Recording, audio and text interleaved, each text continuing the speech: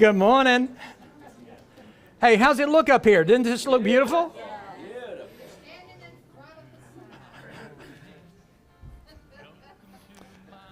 I am the sign, baby.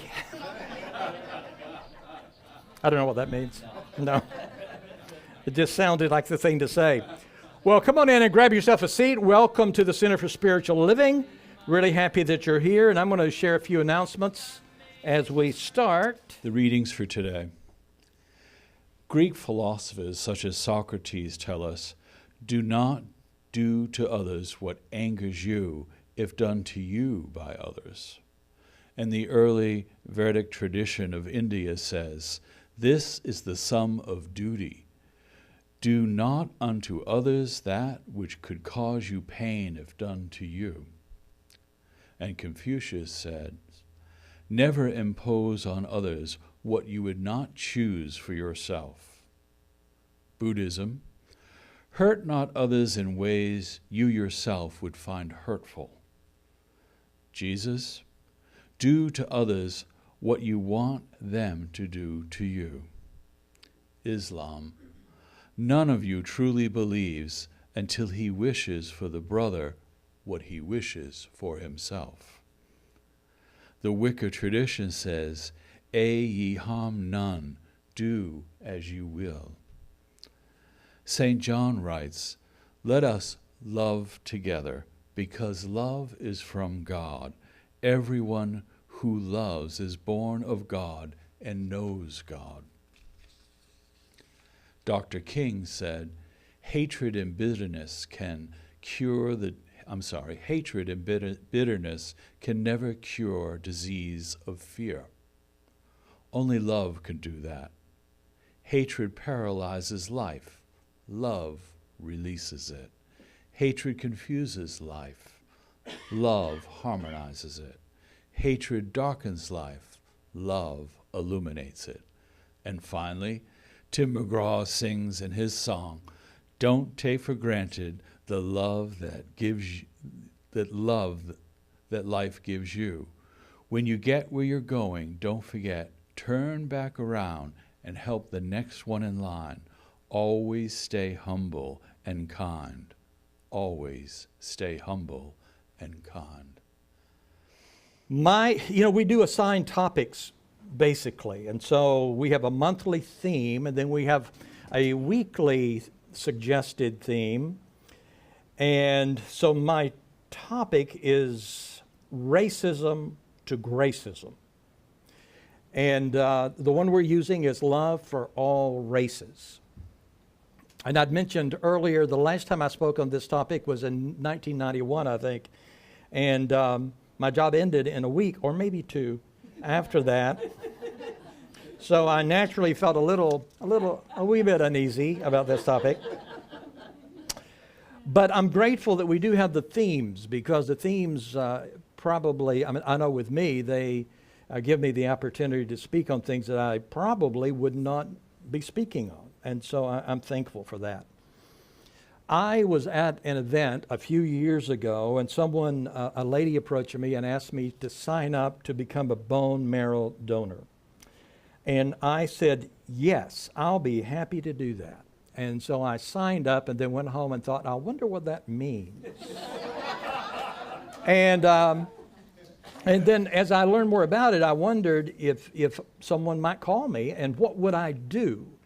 And then I actually got a couple calls over the next little bit, and no match, but I did think, now if there was a match, what would I do? Because in talking to the lady, she said on the phone, she said, well, it's a painful process, and most of the people that sign up don't do it. And so, they kind of do it with that in mind. And it would probably most likely be, if I did have a match, it would be most likely a total stranger, somebody I didn't know. So would you do that for a total stranger? And I'm just asking, you don't have to answer. A friend of mine asked me, he needed a kidney, and he asked me if I would be tested to see if I might be a possible kidney transplant. And I was tested, and I was not a match. And so, I thought about that too. So would you do that? Would you do that for a family member? Maybe for a friend? do it for a friend? If it's a good enough friend, you would. I mean, you would for me. I mean, of course. And, you know, and of course, I would do it for a friend or a family member. I have two, so I could give one, keep using one, so that seems okay. But what about a stranger? You know, that raises the odds a bit. The average time I've read to get a kidney, you normally wait maybe 4.5, 5 years is what I read. And so if you're sick, you know, that's a long time to be waiting. But the studies said that people rarely give a kidney to someone who's a stranger. I mean, it's like you're on a bus, you know, and some guy walks up to you and says, see that lady back there on the bus? Well, she needs a kidney. Will you give her yours? And most people would say, well, I'm not so sure about that. Or a neighbor. Now, a neighbor could be somebody that you might do something like that for. I have 3 neighbors, basically, if you think about immediate neighbors. I have one on my left, one on my right, one across the street. Now, I actually have 4, because there's one in the back, but I don't count her. Well, and the reason I didn't count her initially was because she didn't like my dog. And so I thought, well, no kidney. No kidney for you. But I think I would reconsider. But neighbors have a lot of power, and it's subjective because, you know, usually we think of a neighbor as someone who's living really close. But I mean, if you were living in Kansas and you bumped into somebody from North Carolina, you would think, oh, it's a neighbor. And so it's kind of subjective, depends on how you look at it. I think one of the most challenging stories that Jesus ever told is about neighbors. And that's what I want to talk a little bit about that story and then draw hopefully some practical conclusions from that story. But it starts out with a lawyer who's an expert on Jewish law approaching Jesus, and he said to Jesus, what do I need to do to inherit eternal life? And so that's talking about salvation. I mean, it's a heavy, heavy topic. And eternal life is not only living forever, but it's a high quality life. It's the life of God. So he says, how can I get that? And Jesus said, well, you know, you've read the Torah. What does it say? And then he said, how do you read it? And the guy said, you're supposed to love God with all your mind, with all your heart, with all your strength. And you're supposed to love your neighbor as yourself. And Jesus said, well, you don't need to ask me. You've got it. That's what you do. And then it says the lawyer wanted to justify himself. He wanted to hedge his bets. And so he said, well, yeah, but who's my neighbor exactly? And then, you know, this is something, if you meet Jesus on the road and you ask him something and he says, well, let me tell you a story, get scared. Because when he tells a story, I mean, he's going to take a scalpel out and just slowly open you up and bring out some new insights probably. So the guy said, well, who's my neighbor? And Jesus said, let me tell you a story. And so he told a story about a guy who was traveling on the road from Jerusalem to Jericho. Now, that's not a long distance, but back then it was pretty long. It was about 18 miles. And you're traveling, you're going down an elevation of over 3,000 feet. And sometimes you're going through a desert sort of area, and then you're going through mountains, and in the mountains there's lots of switchbacks. So you're going back and forth, there's lots of rocks and trees. It's a great place to rob somebody. In fact, part of that road is called the Road of Blood, because so many robberies and murders had taken place on that road. So Jesus said there's a man traveling from Jerusalem going to Jericho. He fell into the hands of robbers who stripped him. And so this man now is naked. And he is beaten severely, and then they went away and left him half dead. And in the Greek language, it really emphasizes, it's not an exaggeration, this man is almost dead. And so then he says, by chance, a priest came by. Now, a priest is like the Rev of the day. And so this is an expert on the law. This is a good guy. He's wearing a white hat. If they had collars in those days, he'd have the reverse collar on. I mean, he's well educated. And he saw the man. He's probably riding on an animal. And so he saw the man and he immediately moved all the way over to the other side of the road to avoid him. So he puts lots of distance between him and this man. Did not stop. So then, second person comes by, and Jesus said, this happens to be a Levite. Now, the Levites are the number 2 revs. They are the associate ministers of the Jewish church. And so all priests are Levites, but not all Levites are priests. So you have a group of Levites, and some people are selected out of that big group to be priests, and then others are temple workers. So these are the guys who are mopping up the blood of the sacrifices and, dusting off the altar and cleaning things up. But still a deeply religious person.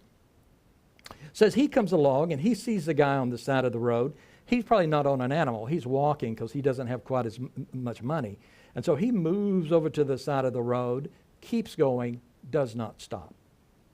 Then Jesus, funny guy, comedian that he is, he said, and then thirdly, a Samaritan comes by. Now, that would be an outrageous, offensive thing to say to a Jew. They do not like Samaritans. And so Jesus, to be the guy he is, says, so the Samaritan comes by. Now, the Samaritans, that goes back like 700 years. And some of the Jews, when they were in captivity in Assyria, married some of the Assyrians. So the Jewish people, the pure Jewish person, would call those people half-breeds. They would call them mixed races. They're just not right. We don't even talk to them, they would say. They had proverbs about them. They said these people smell. They said a mile away you can smell one coming. Stuff like that. In the Mishnah, it said eating with a Samaritan is like eating with a bunch of pigs. So they did not feel highly about these people. The religion was almost the same. They had their own temple and everything, but here's the kicker. So the Samaritan comes along, and he doesn't move over to the side of the road. He sees the man, moves over close to the man, looks at the man, and the language he's using in the original language, it means he not only looked, but he was staring. I mean, he was beholding this person, looking into his face. He took bandages out and bandaged his wounds. Before that, he poured oil and wine into the wounds, which was the antiseptic of the day. He put this man, actually touched him, picked him up, put him on his animal, took him to an inn, spent all evening taking care of the man, paid the innkeeper 2 denarii, which is like 2 days' wages, said, I have to go, but I want you to take care of this man. When I come back through, I'll come back by and I'll pay you whatever expense it's been for you to take care of this man and make sure that he's okay. Now that is an insulting story if you happen to be this Jewish lawyer. So then Jesus, of course, doesn't stop there. So then he says, so I've got a question for you. and so the guy, is kind of backing up because he knows it's coming. And so he said, which of these 3 do you think was a neighbor to the man? And this lawyer could not even say, Samaritan? So he said, well, I guess the one who showed him mercy. I suppose. And Jesus said, that's it. Now you're on the right track. Eternal life is about how you treat people. But not just any people, people that are vastly different than you. The people, the races, the individuals that you might tend to judge. So Jesus turned the word neighbor into a verb. And he said, which of the 3 neighbored themselves to the man?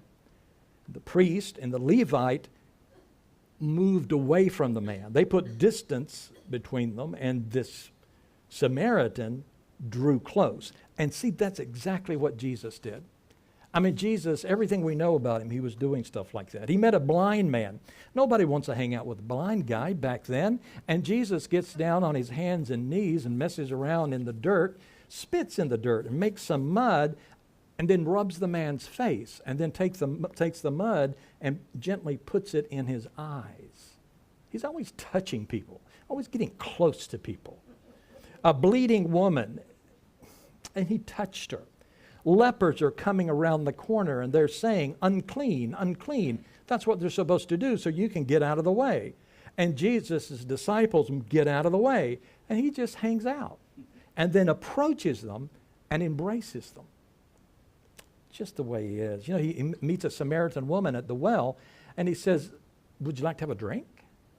And she has a conversation, why are you talking to me? I'm a Samaritan woman. And he says, because I'm thirsty.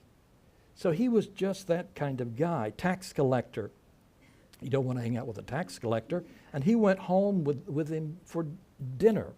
And so I'm not sure why the priest and the Levite didn't stop. There's lots of theories about it. One theory is if you work in the temple, and this guy's almost dead, and you touch a dead body, you're unclean for at least 24 hours, so you can't do your job. But that doesn't really hold much water because they're not going to Jerusalem, they're leaving. They've been in Jerusalem working probably for a couple weeks, maybe a month, and now they're headed down the road going home. Maybe they were just busy. I mean, haven't you seen somebody on the street and they needed help and you thought, well, I just don't have time. So maybe they were busy. Really a funny story. I just thought of it. This is a minister story, and it's a true story. They were doing, and I can't remember what university, Northeast, and these were ministerial students, and they were given the assignment of, guess what? This one, the Good Samaritan story. And they were to deliver a 15-minute talk on it. And they only had so many minutes, so they're all studying, getting ready, and then one at a time, they sent them over to the big room to give the talk to the professors. On the way over, they had planted some person there that was on a bench, unable to walk, moaning as if they were in pain. Do you think they stopped? No. No, they had to go give a talk on the Good Samaritan. And I can't remember the exact number, but it was something like 90% did not stop. So see, just that's interesting. Maybe they didn't stop because they were scared, because after all, it is the road of blood. And so maybe they thought they might be robbed or something. Or maybe, you know, sometimes we just don't want to hang out with people who are sick. You ever feel that way? Well, that guy is just too desperate. I don't want to be around somebody who's desperately lonely or down and out or disabled. I don't want to get any of that on me, and so I'm going to just kind of pass it by. We feel that way sometimes about different kinds of people. We don't want to get any of that on us. Now, we don't feel that way, but some people do. But the Samaritan comes by, and it says he's moved by pity. And that's interesting to me because in the Greek language, the word is this long almost. And so I was interested in what does that mean. The word is sabalagshnagsomai. Now, I know it sounds like it's from Star Trek, doesn't it?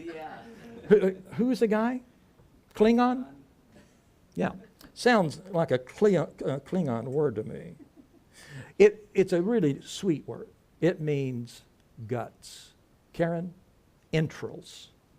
That's what it means. It means internal organs. It's a word that's used in sacrificial Levitical systems of sacrificing animals. And so it's an ugly, gory word. And so what he was saying is, when he saw this man, it wasn't like he thought, oh, I should help him. It was like physically, it was like he was being ripped apart inside. He was torn up inside. He had to do something. He had to do it. He could feel it. Because he was looking at the man's face, he could feel the pain and he could feel it inside of him. It's a strong word, lots of empathy. And so for Jesus, being a neighbor has nothing to do with proximity. Nothing to do with, does the lady like my dog or not? Nothing to do with, do they speak the same language? Are they the right color? Are they from the right country? Nothing like that. For Jesus, eternal life has to do with how you relate to people. But not just any people, people that are different than you. People that irritate the hell out of you. People that you see them coming. There's that guy wanting my kidney, and I'm going to cross the street. You know, this guy's probably going to go after the bone marrow. The Samaritan, he would have given you both kidneys. What's up with this guy? So I don't want to leave the topic until you at least make a mental list. So make a list, and on your list, put the people, you could call it your personal hate list. You're not going to tell anybody, but you know you have one. You know you have certain people that you can't stand. Maybe it's because of the way they look. Maybe it's because of the way they sound. Maybe it's because of what they talk about. Maybe it's because of the way they smell. Maybe it's because, it could be any. Maybe it's because of their religion. Can you think of any religions that you'd like to just blow them up? Well, that guy is she's a. So you make your list. Let me give you a minute. Make a list. Who's on your list? It could be different religions. It could be different beliefs. It could be different political beliefs. Could be the different color. Could be economic level. Well, that person's really, really super, super poor. I know it's their fault. I mean, they did it. And so I'm not going to even be around them. I'm not going to talk to them. Or that person's so wealthy. I know they're dishonest. They have to be. I'm not going to be around them. So you make your own list. As I pondered all this, I had all kinds of thoughts. And I remember when someone put up a sign, and then there were several signs, and it said, Black Lives Matter. You remember that? Some people didn't like that. Maybe you're one of them. Maybe you thought, I don't like that. I personally thought when I first heard it, I thought, well, all lives matter. Maybe you thought that. All lives matter. Some people wanted to edit that very quickly. And so the people who put those signs up, the first thing that happened is somebody took some red paint, crossed out black, and it said lives matter. And some people thought, yeah, that's more like it. And then some people thought, well, I can improve on that. So they crossed out black and they wrote in all. So now it says all lives matter. That includes everybody. Nothing wrong with that. Nothing wrong with having an opinion. I'm not sharing my opinion. I'm just telling you, some people didn't like it. Some people did like it. I read something this week that made me go, It did give me pause. They were talking about this and they said, why say Black Lives Matter? And then this person answered back and said this. For the same reason that Jesus' parable isn't called the good person. It's called the Good Samaritan. Why is Jesus so specific? He could have said this nice fella was walking down the street, but he didn't do that because he's not that kind of guy. Jesus is the kind of guy that will snoop around in your pocket, your purse, your bag, and find out who's on your list. And then when he talks about it, he's going to use the person on your list to just kind of get deeper inside. I think that's interesting. And so I thought, that's pretty good. You can see Jesus down on the ground. And he says, fellas, give me some paint. And so he's doing something. And he makes a sign and it says, and he holds it up and it says, Samaritan lives matter. And the disciples say, well, wait, let's mark out Samaritan and let's just say lives matter. And Jesus said, no, I like it just like that. Because he's being specific in the context of his situation. And so I think that's interesting. I'm not saying one way or the other, but I do know that Jesus does not remain generic. I do know that he would bring out the very person. He would bring out my neighbor in the back that hated my dog. That's who he would talk about. And that would be very upsetting. I attended a seminar on race. This was several years ago. And I figured I'm a good guy. I want to know more. This is something like how to be black in a white privileged world. And a wonderful African-American man was teaching it. Big guy, tremendous energy. And he seemed really mad. How many of you have had a seminar like that? See, sometimes there is a lot of anger. And he got in my face once and just was kind of screaming at me with his finger in my face. And I'm thinking, why is he doing that? I could break that finger. No, I didn't think that. But it's very interesting. And here's what I walked out thinking. Among other things, I walked out thinking, I don't know anything. I'm an ignorant man, white. I don't know anything. I don't know what it's like to have the talk with my black sons. You know what the talk is? The talk is to say, when the policeman pulls you over, you be polite. Do not smart off to that policeman. Do not be reaching into the glove compartment. Have your license ready. Don't be reaching. Keep your hands up. So there's, I have 3 sons. I never had that talk with my sons. It's different. And so this loving, what it means is we step into other people's minds and hearts and situations, and don't walk around thinking you know everything. You know everything, whoever you are, in just the tiny little piece of where you are. But there's all kinds of other things happening. Once we begin to examine race differences, there are only tiny differences of skin color and culture, but culture is a big one. If you lined up everybody, let's just get everybody in the whole world and let's line them up for fun by color. Wouldn't that be great? And so we'll put over here the blackest people we can find. And so we have South Africans over here, we have some South Indians over here, and then we come down through here. And when we get over here, we have the palest people that we can find. We have Icelanders over here, and then everybody in between. And when we get everybody lined up, we can't tell where one race starts and one race ends. Everybody's just sort of different. So that's interesting.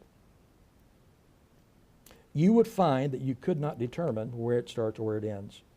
You'd not be able to find any physical trait that would identify, I know what this race is because of the shape of the eyes, because of the shape of the nose, because of the color, because everything begins to blend together, and in a short time, a generation or two, so many of those things leave.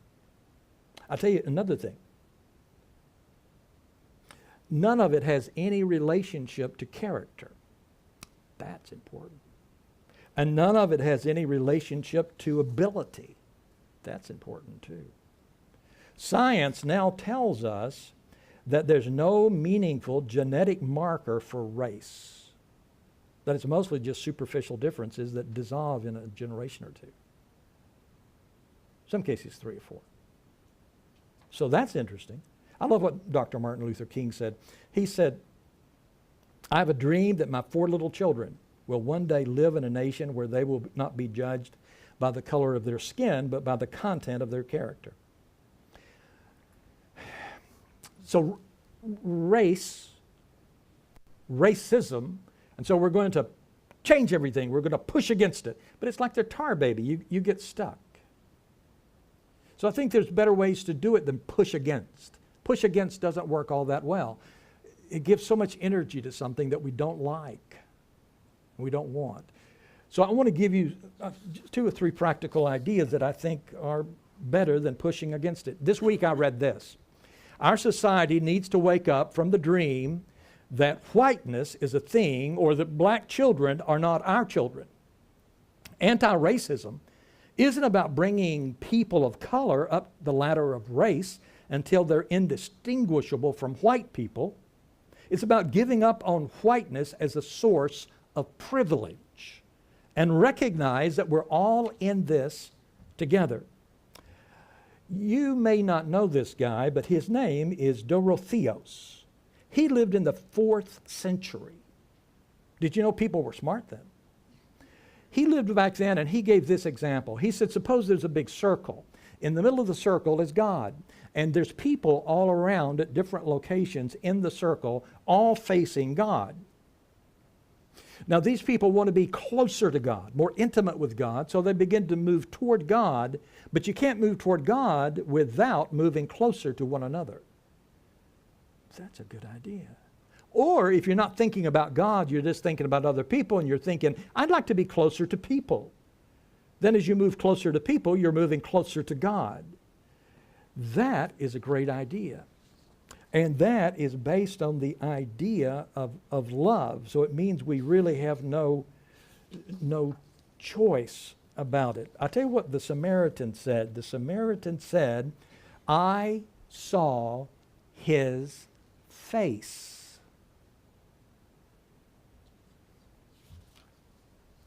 The priest did not see his face. The Levite did not see his face. The Samaritan saw his face, the face of the wounded man. And I could hear him saying to himself, maybe, if he were like me, well, hell, I've got to do something now. Because if I don't do something now, I'll have nightmares for the rest of my life. Some of you are old enough to remember the Vietnam War. And the Vietnam War is going, and everybody's up and down, and people are against it, and people are for it. And then they show pictures, faces of children and suffering. And for all practical purposes, the war ended. If you're going to, let me give you advice. If you're going to run a war, you've got to run the media. And you've got to keep those pictures of children, suffering people out. You just put the mean people up there. And then that keeps everybody enraged. But when they begin to see the suffering, especially of children, when they see faces, everything changes. When you leave here today, I can promise you, if you drive very far, you're going to come to a stoplight, and it's highly likely that you're going to see signs. You may not see a human, but you'll see signs. And the signs will read, please help, need food, homeless, have kids. I've seen all these. Have AIDS, veteran, hungry, thank you and God bless. I've seen that one more than any. Thank you and God bless. So you'll see signs, but the question is, are you going to see a person? Are you going to see a face? Now, when you see these people, some of you give them money. Some of you buy food. Some of you don't do anything and you just look away. One smart guy rolled the window down and said, hey, get a job, man. And so I'm not talking about what you ought to do or should do, because I don't know that.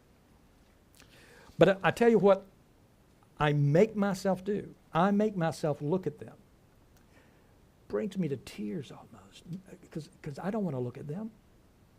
I want to look down at my leg. I mean, what are my legs doing? Let me look down at my knee. Let me look at anything. I don't want to look them in the eyes, but I make myself do it. Because when I make myself do it, my eyes meet theirs, and maybe I wave, but it's not a smart aleck wave. It's a wave of kindness and recognition. Now, it's not because I'm nice. It's because I make myself do it, and it gives me questions, and I don't always have the answers for. But when I do that, I recognize that person is a human being. That person's a human being. It moves me closer to them. Now, I know they're not soliciting, so I'll smile at them. But it doesn't hurt. At least I know they're human, and maybe it reminds them that person is treating me like I'm a person. And we never know why someone's there. So don't lose sight that we're all the same. There's one race. And we're packaged in all these different crazy ways. Hurt people hurt people. So sometimes we put those people who hurt people on our list. But they're most likely hurting people because they've been hurt so much. You may remember that Cain killed Abel. And God comes walking along and says, hey, where's your brother? And he said, what? Am I my brother's keeper or something? And the answer in all the spiritual traditions is, yeah, you are. Yeah, you are.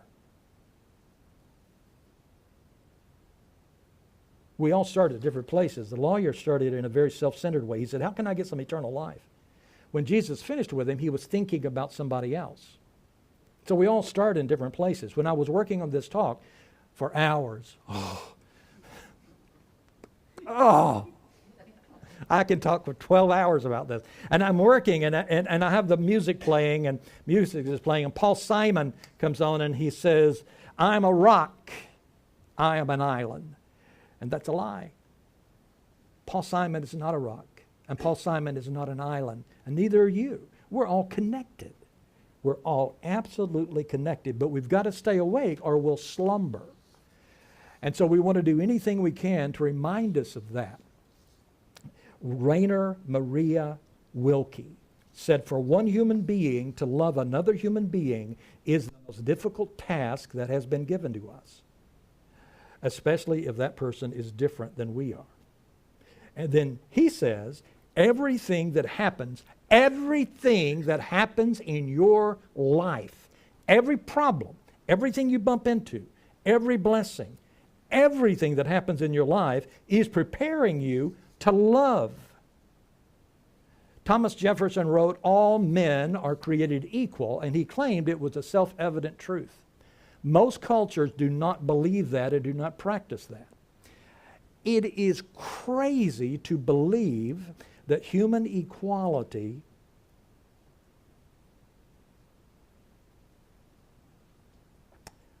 is a self-evident truth, because it isn't. I'll tell you what's evident. It's evident that we're unequal in height, weight, strength, stamina, intelligence, ability. Inequality is self-evident. That's called earth life. We can see it. We can see it. I mean, I'm driving my car and this person's standing there with no car and they're homeless. You can see it. He had slaves when he wrote that. And he did not include women. African American people just got the vote not too long ago. So did women. That's crazy. And Jefferson did not include women, did not include Native American in his declaration. But that idea that all of us are the same is the lofty dream that you want to live for. That's what's worth giving your whole life for. There's nothing greater than that. And that's exactly what Jesus was talking about. So we want to bend the arc of the universe, so we begin to love everybody. Love everybody, because that's your assignment. Your assignment, let me speak for God. Your assignment today is you are a carrier of the vision. You are the carrier of the vision. You are the builder of what Thomas Jefferson was at least referring to. Your assignment is to demonstrate it. It is to manifest it. It is to make it so. Make it so. As we used to say to our kids, it's not okay for you to slap Johnny. It's not okay to take things that don't belong to you. And it's not okay for you to continue to cherish your hate list or your list of, well, they're not quite as good as us. It's not okay. And so this is beyond hunger and poverty and inadequate education and drugs and violence and rising imprisonment. Dr. King said shallow understanding from people of goodwill is more frustrating than absolute misunderstanding from people with ill will. He said lukewarm acceptance is much more bewildering than outright rejection. He was saying don't be in the middle. Take one side. Go one way or the other. And so that's exactly what we want to do. And so here's what I suggest you do. Read some books. Read an article. Look up something on the internet and read something by people that are a different color than you. Read something that is from a different religion than you. Read other people. Open your mind up to other perspectives, because everybody doesn't think like you, and just because you're thinking the way you're thinking doesn't mean you're right. And so we want to open that up. We want to open it up. When I went to that seminar, I thought, gee, I don't know anything. I don't know anything. So we want to step into the heart. Let me give you a really personal example of this. Personal example is this. We have the Exodus story in the Old Testament. We all love it. The Israelites are enslaved. The Egyptians are evil and bad, and they got the Israelites. Oh, God comes and he's going to deliver the people. Hallelujah. And so now they're coming out. And the Egyptians are in the Red Sea, and the Red Sea comes and kills them. Amen. Praise God. That's fantastic. And then we tell the story. And Jewish people love that story. Christian people love that story. In something called liberation theology, where we talk about Hispanic Christians and African American Christians, we love that story. Jesus delivers us. But now we have a Native American coming in. And a Native American reads this story, and it's a different story. It's not about deliverance. It's about oppression. The Native American sees the story in a totally different way. It's about conquest. The God of the Exodus does not lead the Israelites into an empty land. It's occupied. Indigenous people are there, called Canaanites. And God doesn't say, go in there and be nice. God says this. Does God say make peace with them? No.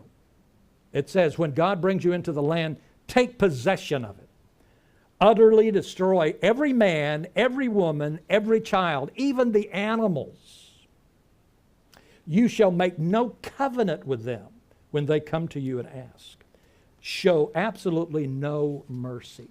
And the early beautiful preachers of the 1800s, when they thought about the Native Americans, called them what? Canaanites. That became the central theme as we moved west. This was our theme, moving west. And what are we doing? We're going to be nice to the little people. But the most important thing is providence. The most important thing is manifest destiny. And that means we'll wipe you out. That was what was guiding the whole thing. Love for all races. Over the years, the Native American teachings, and let me say this, because I know a lot about this, Native American teachings have become very popular, especially with New Agey people, with us. Oh yeah, man, I love the mystery. I love it. I've got the dream catcher hanging up on my window. I've got one in my car. I love those people. Got it in my car. And I really love the mystery of the sweat lodge, and I love the powwow. I could even do a little dancing, and I can beat that drum, and see, and you think, wow, Bill is saying stuff that he likes. I am. So here's a perspective of a Sioux man. Lakota Sioux said, 100 years ago, my people practiced their sacred ceremonies in secret for fear that white people would find us and shut us down. And they often did. But then he said, so we want to listen to him. We want to listen to him. We don't want to just imitate. We want to listen to these people. All people. He says, but today our fear is that white people will find out where we are and try to join us. So we play their music. We invoke their prayers. We hang the dream catcher up, but very few people that I know that dabble in that kind of thing have really had a legitimate conversation with a Lakota Sioux or with a Cherokee, unless it happens to be someone who's peddling some of that information and getting paid. I'm talking about meeting the real people. So you can name any people you want. We want to know people. And we can't know everybody in the world, but when someone comes across your path, you want to be open to that person. The greatest gift you can give anybody else, the greatest gift you can give a child, the greatest gift you can give a person who's 105, the greatest gift you can give any people is deep listening. Stop judging people. Deep listening. Oh, but they say things that are different. They don't agree with me. Good. That's good. See, you don't have to worry about that. Deep, deep listening. So you have an assignment. Here's the assignment. This is an assignment. The assignment is every person you meet today and for the rest of your life, see two things. Number one, see a beautiful bright light, because everybody in here has that beautiful bright light. And the second thing you have, wounds. Some wounds are physical. Cancer, heart disease, a broken knee. Could be anything. Wounds. And some wounds are invisible. Abuse, hurt, fear, emotional difficulty, wounds.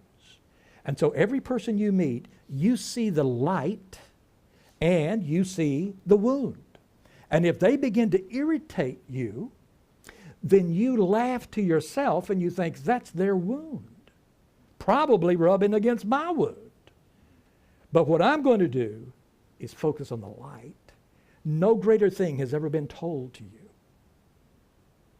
than focus on the light. Focus on the light. You think about how many people are suffering beyond words. And you come along and you do what? Focus on the light. Cornel West, one of John's favorite people, said, this is his favorite quote by Cornel West. He reminds us that Dr. King did not call us to be colorblind. He called us to be love-struck with each other. That's really nice. Love-struck with each other. Compassion, care, love-struck. When I look at you, I fall in love. Now, I know that means the lady in back of us, when I see her out, I've got to say, "Hi, Lori. It's good to see you." I'll do it. I'll do it. And I'll do it from the heart. Will you? You got one of those. Let's turn with that. Well, we are thankful that we are choosers. We're thankful for the divinity. We're thankful for the understanding of namaste. The divinity in me sees the divinity of everybody else. All of us have been hurt. But right now we can set the intention, I'm going to see the light. I'm going to focus on the light. I'm going to focus on the light. I'm going to focus on the light. It's funny because when we focus on the light, the wound may begin to heal. Focus on the light. This is a community that focuses on the light. That's what we talk about all the time. And so we're thankful for this community. We're thankful that we are choosers. We're thankful that we are creators. And we're thankful to know that we're surrounded by millions of others who are just like us.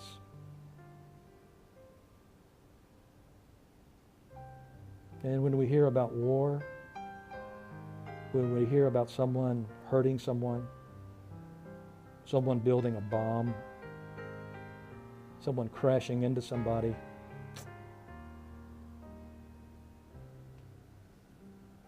we're going to focus on the light. Focus on the light. Focus on the light. Maybe, who knows, maybe those things happen just to encourage us to finally focus on the light. So I'm excited about the beautiful love that we are going to be giving to others and that we are love-struck with life, God, one another, everybody. And I guess there's nothing else to say because we're anxious to get out and go love everybody, so nothing left to say except we say together as a community, and so it is.